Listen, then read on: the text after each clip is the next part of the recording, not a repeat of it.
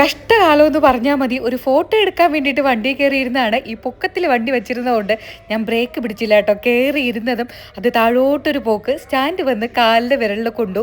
നഖമൊക്കെ ഏകദേശം പോയി. അപ്പോൾ ഹോസ്പിറ്റലിൽ കാണിക്കാൻ വേണ്ടിയിട്ടുള്ള പോക്കാണ്. ഇന്നലെ വൈകുന്നേരമായിരുന്നു സംഭവം. അപ്പോൾ രാവിലെ ടി എടുക്കാം, ഇനി ഇതിൽ എന്തെങ്കിലും നഖമൊക്കെ പിഴുതെറിയണമെന്നുണ്ടെങ്കിൽ അതും ചെയ്യാമെന്നും പറഞ്ഞ് പോകുന്നതാണ്. എനിക്കാണെങ്കിൽ നെഞ്ചിനകത്ത് ആകപ്പാടെ ഒരു വെപ്രാളം, പല കാര്യങ്ങളും ചിന്തിച്ചുകൊണ്ടാണ് പോകുന്നത്. ഭാഗ്യത്തിന് പക്ഷെ നഖമൊന്നും എടുത്തില്ല. ഇനി എടുക്കേണ്ടി വരുമോ എന്ന് എനിക്കറിയില്ല കേട്ടോ. അതിപ്പോൾ സെറ്റായിട്ട് ഇരിക്കുന്നതുകൊണ്ട് ഇനി 2 ദിവസം കഴിഞ്ഞിട്ട് പറയാമെന്നാണ് പറഞ്ഞത്.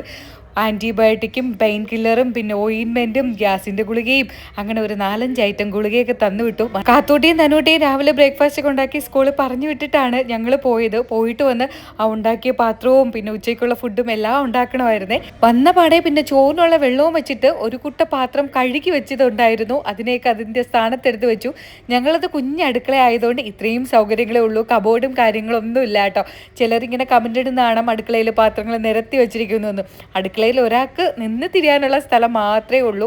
അതുകൊണ്ടാണ് ഇങ്ങനെയൊക്കെ വയ്ക്കുന്നത്. അല്ലാതെ വേറെ കബോർഡോ കാര്യങ്ങളോ ഒന്നുമില്ല. ഇത് റെൻറ്റിന് വേണ്ടിയിട്ട് താമസിക്കുന്നതുകൊണ്ട് അവർ ഈ റെൻറ്റിന് കൊടുക്കാൻ വേണ്ടിയിട്ട് ജസ്റ്റ് ഒന്ന് അടുക്കള എന്നുള്ള പേരിൽ വേണ്ടി ഉണ്ടാക്കി വെച്ചിരിക്കുന്നതാണ് കേട്ടോ.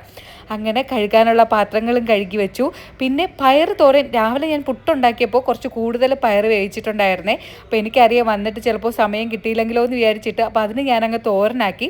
ഒരു 4-5 കോവയ്ക്ക് ഞാൻ കഴിഞ്ഞ ദിവസം തോരൻ വെച്ചിട്ട് ബാക്കിയുണ്ടായിരുന്നു. അത് ചേട്ടന് വേണ്ടി മാത്രം എടുത്ത് മെഴുക്കുരട്ടാന്ന് വിചാരിച്ചു. ഇവിടെ കാത്തൂട്ടിക്കും നനൂട്ടിക്കൊന്നും കോവയ്ക്ക് മെഴുക്കുരട്ടി വലിയ താല്പര്യം ഇല്ലാത്തതുകൊണ്ട് അവർക്ക് വേണ്ടിയിട്ട് ഞാൻ കുറച്ച് ഉരുളക്കിഴങ്ങിനെ എടുത്ത് വറുത്തെടുത്ത് കേട്ടോ. ഇത്രയും വച്ചപ്പോൾ തന്നെ അവർ 1 മണിക്ക് സ്കൂളിൽ നിന്ന് വരികയും ചെയ്തു കേട്ടോ. വന്നപ്പോൾ കുറച്ച് സ്ട്രോബെറിയും പേരക്കയൊക്കെ വാങ്ങിച്ചിട്ട് വന്നിട്ടുണ്ടായിരുന്നു. നല്ല സ്ട്രോബെറി ആയിരുന്നേ. പിന്നെ ഞാനൊരു മുട്ടയും കൂടെ വറുത്തെടുത്തു. അപ്പോൾ ഉച്ചയ്ക്കുള്ള ഊണൊക്കെ ഏകദേശമൊക്കെ റെഡിയായി.